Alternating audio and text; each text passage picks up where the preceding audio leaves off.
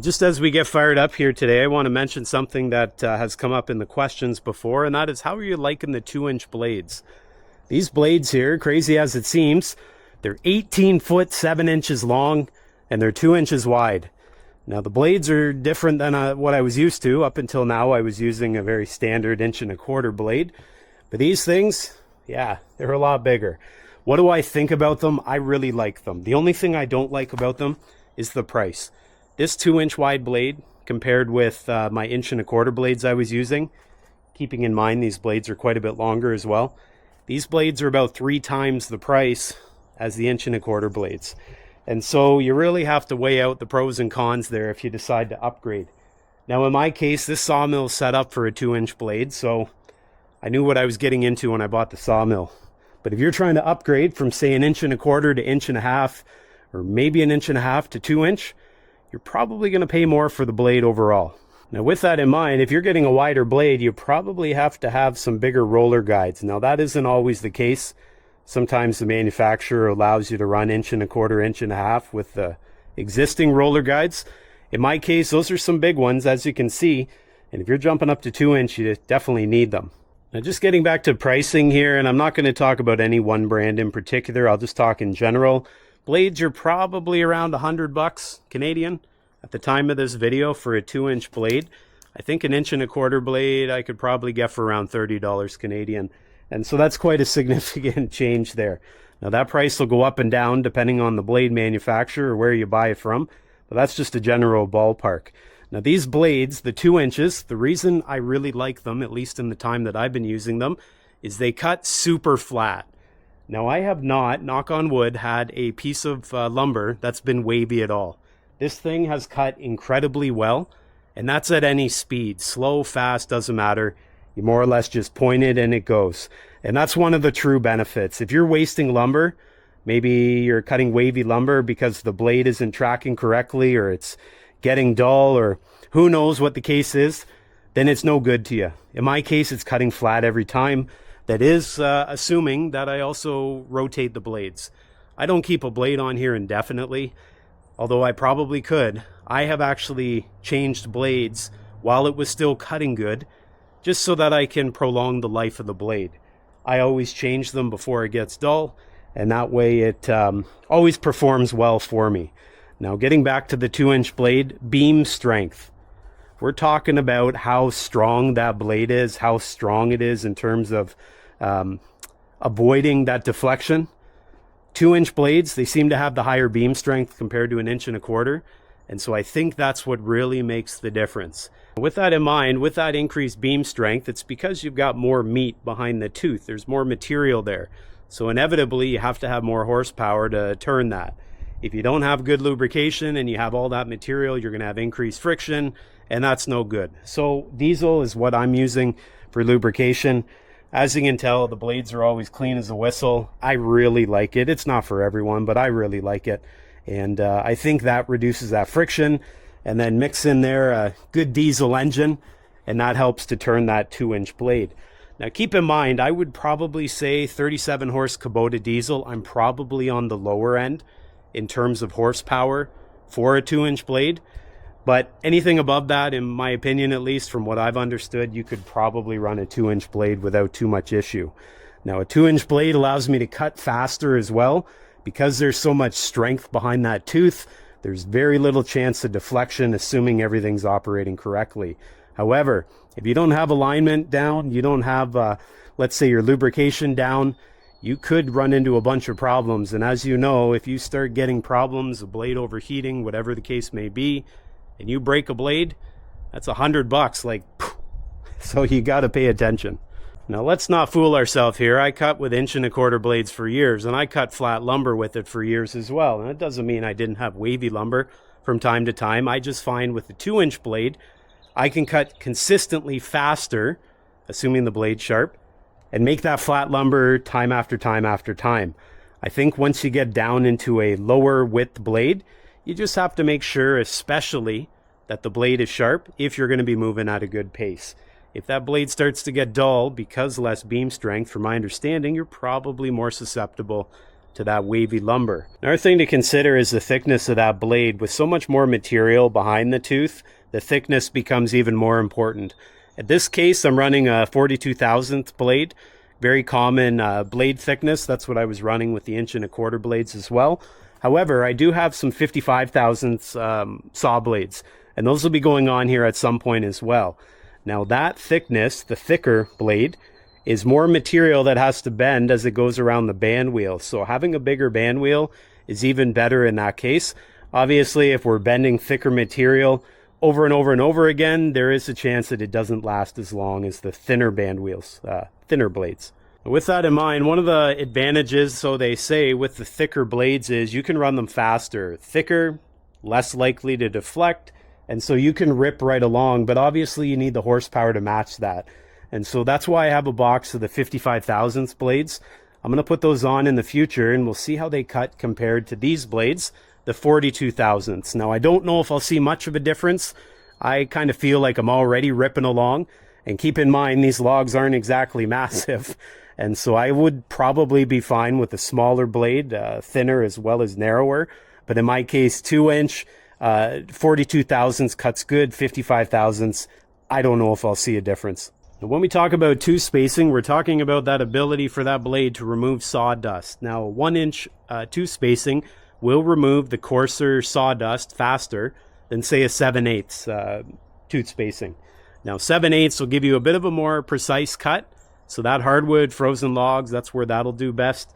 1-inch though, the big sawdust particles like you might find with pine, it can get those out of the way in a hurry. And so it might be able to cut just a little bit faster with that softwood. You can check this out up here. That's some of the coarse sawdust that comes off the pine.